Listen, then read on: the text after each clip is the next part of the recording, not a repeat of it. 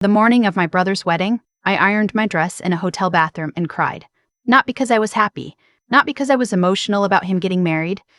I cried because I had just gotten off the phone with my mom, who called to tell me at 7:14 a.m. that I was sitting at table 9, in the back, next to the emergency exit. I had paid for 60% of that wedding. But let me back up, because if I start there, you'll think I'm the kind of person who keeps score, who holds grudges, who turns every family moment into a transaction. I'm not, or at least, I used to not be.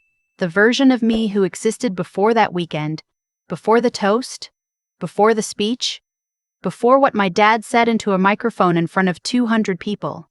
That version of me would have folded the dress, wiped her face, put on her earrings, and sat down at table 9 without saying a word. That version of me is gone now. And honestly, good riddance. My name is not important. What matters is this: I'm 31. I'm an accountant, which is relevant because numbers are my language, and I have never once in my life lost track of a number that mattered.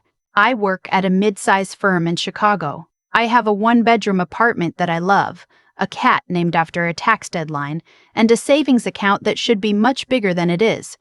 I have one sibling, a brother, 26, who I will call by his nickname, Trip. Our parents live in Ohio. My dad worked in manufacturing for most of my life before taking early retirement at 62. My mom has not held a full-time job since I was in middle school. She does some bookkeeping for a friend's small business, a few hours a week, mostly for something to do. We were not a wealthy family. We were not a poor family. We were the kind of family where money was always slightly tense, always just under the surface, always the thing nobody wanted to say out loud, but everybody felt. When I got my accounting degree and landed my first real job at 23, something shifted, quietly at first. A phone call here: "Sweetheart, the furnace is acting up and we don't have the cushion right now." A text there: "Don't want to bother you, but the car registration is due." Small things: $100, $200. I said yes every time because I could, and because they were my parents, and because it felt like the right thing to do. By the time I was 25, the small things had become regular things. By 27, the regular things had become expected things. By 29, I was sending home an average of $1,400 a month. I know that number exactly, because I'm an accountant, because I tracked it in a spreadsheet, because somewhere in the back of my brain, even when I was smiling and saying, "Of course, no problem," I was also quietly noting the date, the amount, and the reason. Furnace repair, $600. Car registration, $190. Car registration, $190. Trip's car insurance for 8 months straight, $960. Trip's security deposit when he got his first apartment, $1,200. My mom's dental work, $1,800. My dad's gym membership that he used for exactly 3 weeks, $414. Trip's laptop for job searching, $850. I could keep going. I have the spreadsheet. But here's the number that actually matters. Over 6 years, I sent my family just under $87,000. $87,000. That's not a family member helping out. That's a second income. That's a full salary absorbed by a household that never once said, "Hey, we need to figure out a better plan here." And the thing is, I knew it. On some level, I always knew it. But knowing something and being willing to look at it directly are two very different things. I was a champion at looking slightly to the left of the truth. Trip got engaged 18 months ago. Her name is Vanessa, and she's fine. She's perfectly nice. I have no issues with Vanessa. She works in HR. She laughs loudly at her own jokes. She sends birthday cards with handwritten notes. She is not the problem in this story. 2 weeks after the engagement, my mom called. "We want to throw them a beautiful wedding," she said. "Your father and I have been talking, and we think the venue we looked at, you remember that old estate outside Columbus? We think that could really be special." I said that sounded lovely. "The thing is," she continued, "weddings like that aren't cheap, and you know how things are with us right now." I said I understood. "We were thinking, and only if you're able, no pressure, maybe you could contribute toward the cost, just to help get things started?" I said I would think about it. I thought about it for exactly 4 days. I looked at my savings. I looked at my spreadsheet. I looked at the number $87,000 and thought about what it might have looked like as a down payment on a condo. Then I thought about my parents sitting at their kitchen table, genuinely excited about my brother's wedding, and I said yes. I told them I would cover up to $15,000 toward the wedding costs. My mom cried. My dad got on the phone and said, "You've always been the responsible one. We're so lucky to have you." Tripp texted me a string of emojis and then asked if I could also cover the rehearsal dinner.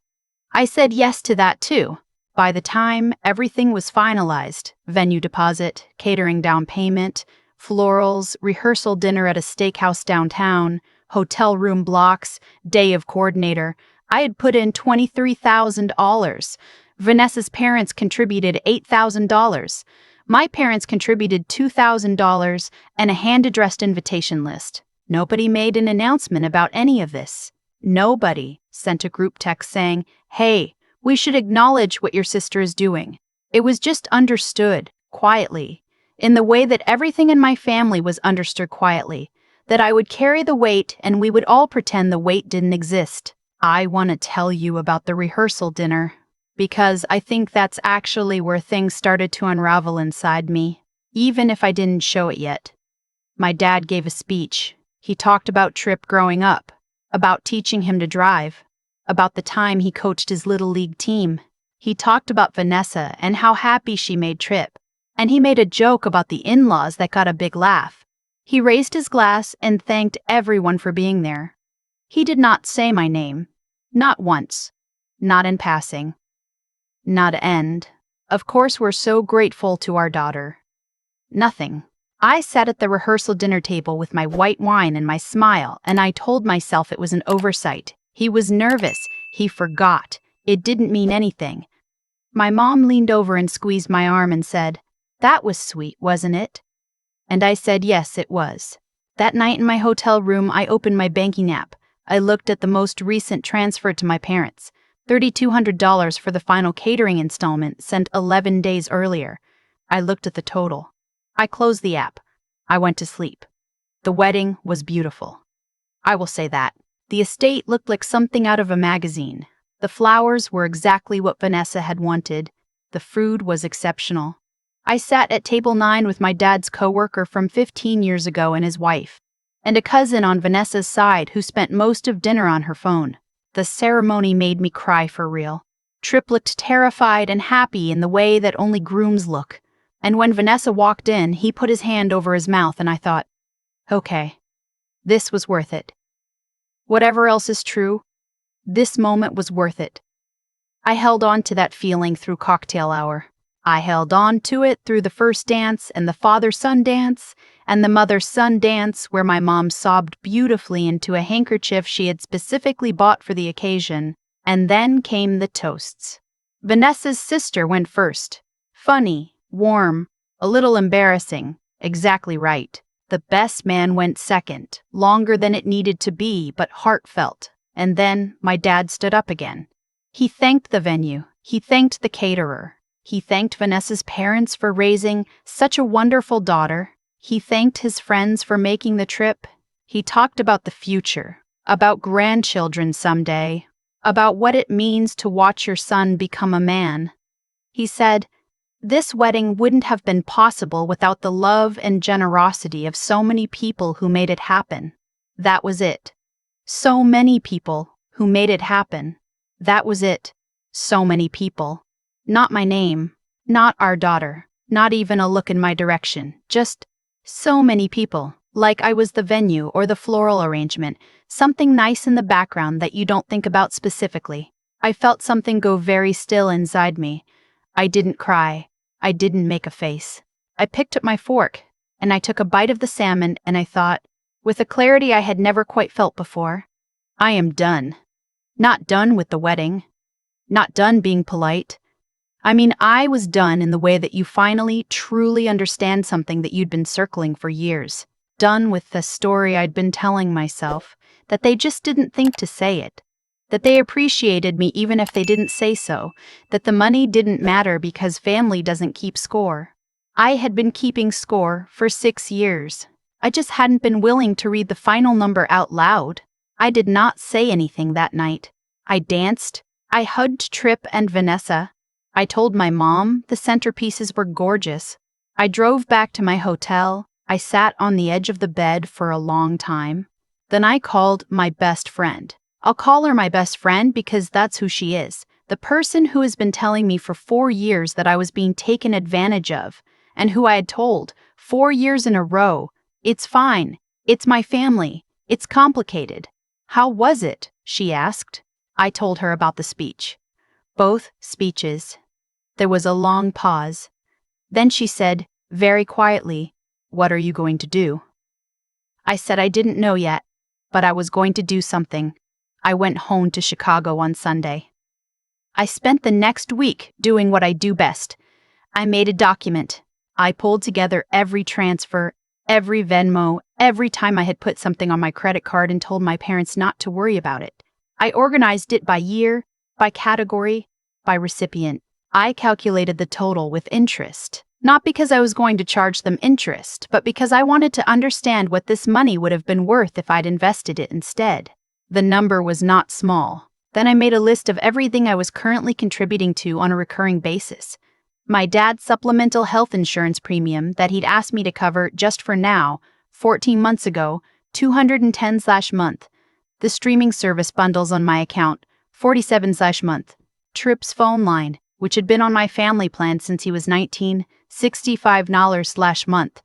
The home warranty my parents had asked me to set up and had never paid me back for, $540 a year. I made a second list of what I would stop contributing to and when and how I would communicate it. I gave myself 2 weeks. Not out of uncertainty, I was completely certain by this point, but because I wanted to be methodical. I wanted there to be no moment where I could be accused of acting out of emotion. I'm an accountant. I act out of information. On a Tuesday evening, 6 days after the wedding, my mom called. "We had such a beautiful time," she said. "Didn't everything come together so perfectly?" I said yes, it was a lovely wedding. "Your dad and I were saying we just feel so grateful for everything." I waited. "I know it was a lot," she added. "What you contributed." I said, "Mom, I want to talk about that actually. Can we set up a call this week, maybe with Dad too?" There was a small pause. "Is everything okay?" I said. "I just want to have an honest conversation." "Saturday work?" She said Saturday worked. Saturday came. I had notes in front of me. Not a script exactly, but anchors, numbers, specific examples. I had decided I wasn't going to be emotional and I wasn't going to make accusations.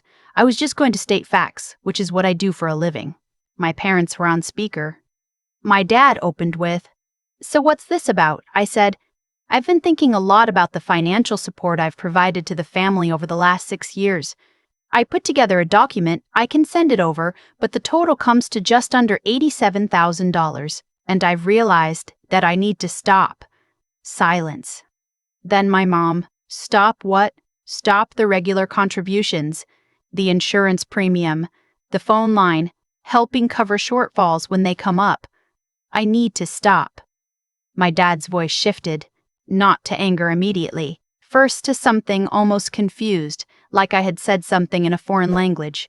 "We've never asked you for anything you couldn't give." I said, "I know, but I've been giving things I couldn't really afford to give for a long time." "You make good money," he said. "I do, and I should have more to show for it at 31 than I do because I've been sending a significant portion of it home every month for 6 years. "So this is about money," he said. "That's what this comes down to." I said, "I was at Tripp's wedding last weekend. I paid for more than 60% of that wedding. And in both speeches, at the rehearsal dinner and at the reception, my name was not mentioned once." Another silence. Longer this time. Then my dad said, "You want credit for helping your family?" I felt it then, that old familiar pull. The reflex that wanted to say, "No, that's not what I mean. I don't need credit. But I didn't do that this time. I said, "Yes. I think when someone contributes $23,000 to a family event, they deserve to be acknowledged. I think when someone has been supporting a household for 6 years, they deserve to be seen. I'm not asking for a trophy. I'm saying that the way I was treated at that wedding told me something about how I've been perceived in this family for a long time. And I've decided I'm no longer willing to keep contributing at this level to a dynamic that doesn't acknowledge me. My dad said, "I can't believe what I'm hearing." My mom said, "Sweetheart, we love you. You know we love you." I said, "I know. I love you too." But love and acknowledgement aren't the same thing. And I've been confused about that for a long time. I told them the specific things that were changing and when. The insurance premium would stop at the end of the month. I would give them 30 days to make other arrangements. The phone line would roll off in 60 days, which gave Tripp time to set up his own account. I was not making any other recurring transfers effective immediately. My dad said, "You're doing this to punish us." I said, "I'm doing this because it's the right financial and emotional decision for me." He said, "After everything we've done for you." I didn't answer that. I've thought about what I might have said. I have some strong opinions about what everything they'd done for me looked like stacked against $87,000, but I didn't say any of it. I just said I loved them. I hoped we could talk more when things weren't so charged, and I ended the call. Then I sat in my kitchen for a while and ate cereal for dinner and felt something I hadn't expected to feel. Relief. Pure, uncomplicated relief. The next 3 weeks were loud. My mom called every 2 or 3 days. Not angry exactly, more wounded, which is somehow harder. "I just don't understand where this is coming from. Your father is devastated. Tripp is upset, you know. It's putting a shadow over his whole first month of marriage. That last one was particularly something. Tripp texted me once. He said, 'Mom says you're going through something.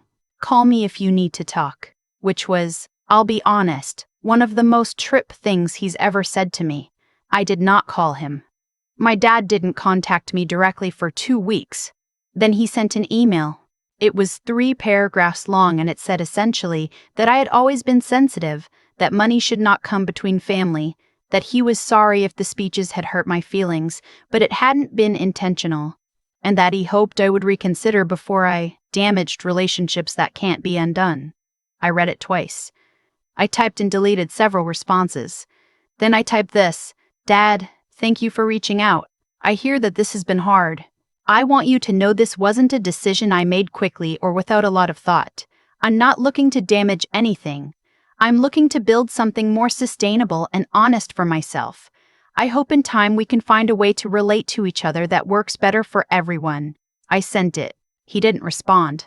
About a month after the call, my mom reached out with a different tone, softer. She asked if we could talk. Just the two of us, not Dad. We got on the phone on a Wednesday night and she was quiet for a moment, and then she said, "I think your father and I have let ourselves rely on you in ways that weren't fair." I didn't say anything. I let her keep going.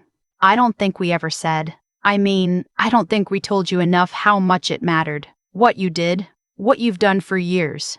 She paused. "I looked at the document you sent. I hadn't. I don't think I had ever added it up before." I said softly, "I know. 87,000. She said, That's so much. That's your money. That was your future." I said, "Yeah, it was." She cried a little. "I did too, actually. Not in a dramatic way. Just in the way where something you've been holding for a long time finally gets witnessed by the right person, and the weight of it just releases a little. We talked for an hour and a half. It wasn't a resolution. I want to be honest about that. My dad and I are still not in a good place. He has not apologized.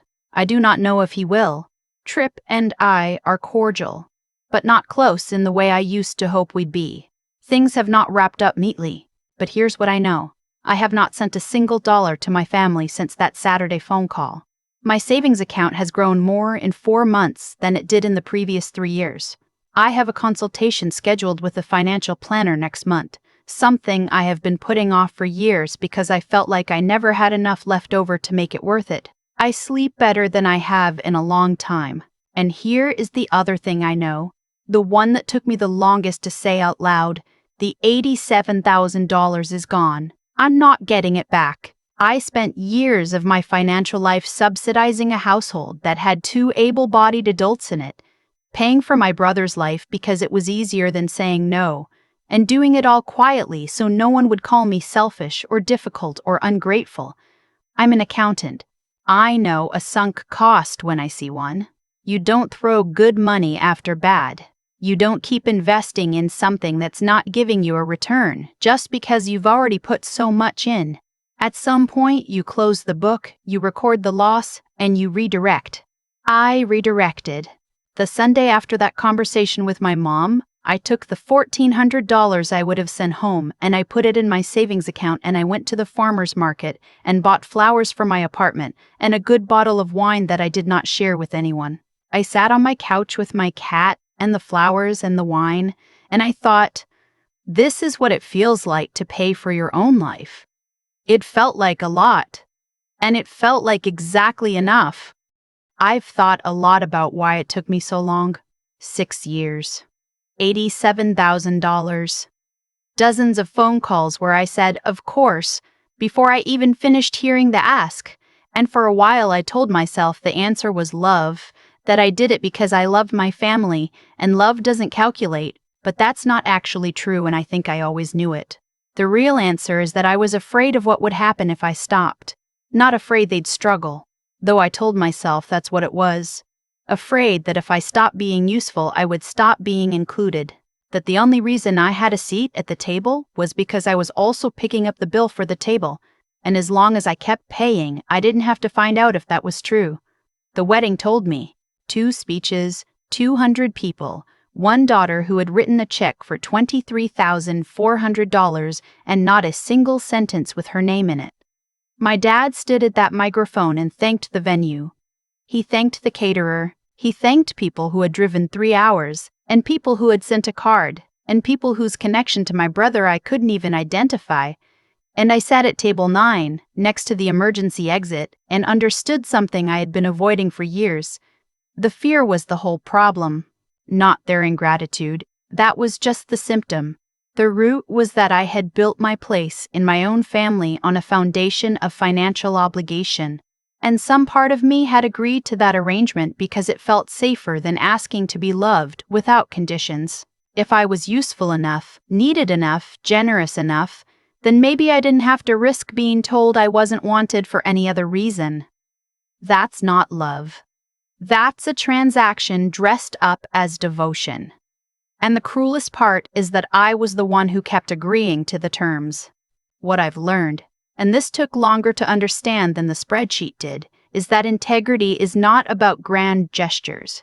It's about the small, daily decision to be honest with yourself, even when the truth is uncomfortable. I had the information for years. I had the spreadsheet. I had a best friend who told me plainly what was happening. The data was never the problem. The problem was that I kept choosing the comfortable lie over the inconvenient truth. Intelligence without honesty is just a more sophisticated way of lying to yourself, and I was doing exactly that, using my own competence, my ability to track and organize and justify, to construct a story where everything made sense except the part where I was being slowly hollowed out.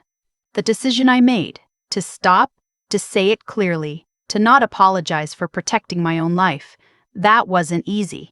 It still isn't. My dad and I are not okay. There are family group chats I am not in anymore. Trip's first anniversary came and went, and I didn't get an invitation to the dinner. But I sleep. I actually sleep. And my savings account has more in it right now than it did in the previous 3 years combined. I have a financial plan for the first time in my adult life. I bought a good bottle of wine on a Sunday and drank it alone on my couch with my cat and felt, without any guilt at all, that I had earned it. The people who benefit most from your silence will always call your honesty an attack. My dad called it punishment. My mom called it sensitivity. Trip called it going through something. None of them were willing to look at the document I sent, the one with the dates, the amounts, the 6 years of receipts, and say plainly what it showed. That's okay. I don't need them to say it. I know what it says. I'm an accountant. Numbers don't argue.